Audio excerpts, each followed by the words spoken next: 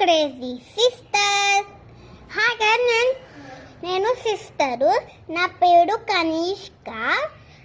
ఆడుతోటి Kanishka sir, KANISHK Kanishka.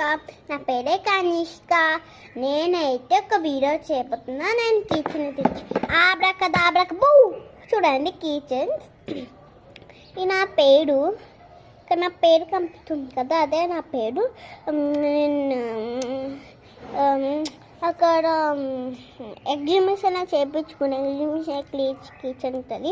ఇది మా అమ్మమ్మ ఇచ్చింది. అంటే మీకు ఒక వీక్ చూపించమంటున్న వీక్.